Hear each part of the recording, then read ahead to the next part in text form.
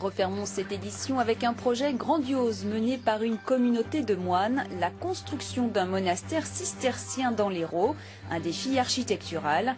Les travaux ont débuté, mais pour les terminer, les religieux ont lancé une campagne de pub pour trouver 3 millions d'euros.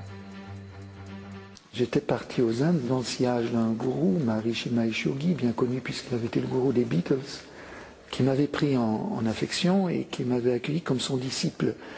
C'est là-bas que le Seigneur est venu se révéler à moi. C'est à Puy-Misson, près de Béziers, que le père Joseph-Marie Verlinde va séjourner à son retour en 1975. Et c'est ici qu'aujourd'hui, il revient surveiller les travaux. Un chantier ambitieux, audacieux, la construction d'un monastère, comme ses prédécesseurs en construisaient au XIe siècle. C'est vrai que ça monte vite, mais c'est dû au fait que c'est des grosses pierres, c'est des gros volumes.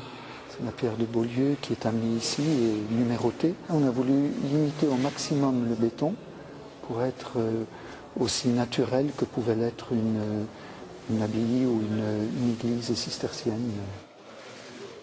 Le père Joseph-Marie est le prieur d'une communauté fondée il y a 20 ans, la famille de Saint-Joseph, qui regroupe notamment une congrégation de moines et de moniales. 15 d'entre eux vivent depuis plusieurs années ici, dans une maison d'accueil appartenant au diocèse. Un lieu inadapté à la vie choisie par ces religieux, une vie de prière et de travail dans la tradition des monastères cisterciens du Moyen-Âge. Ce n'est pas un souci de forcément retourner vers les origines, c'est parce qu'en communauté, nous avons un faible pour la valeur symbolique de l'architecture romane.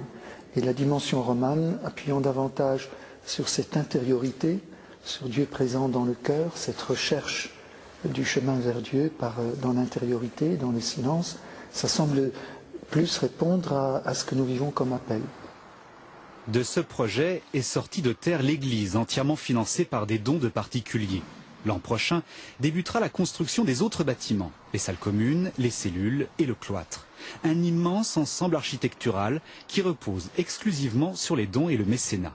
Et pour accélérer les travaux, les moines ont quitté la soutane. Tiens, tu peux la soutenir en dessous. Je suis ingénieur physicien, j'allais dire de formation. Ceci étant, on apprend très bien sur le tas et l'âme de bâtisseur, l'âme de constructeur, je crois que quelque part elle habite le cœur de tout moine. Au-delà de construire des bâtiments, l'idée c'est d'abord de construire l'homme.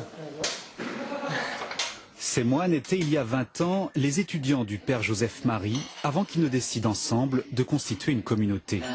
Leur église sera terminée à la fin de l'année et les travaux du monastère doivent s'enchaîner. Il leur manque juste la moitié du financement, encore près de 3 millions d'euros à collecter.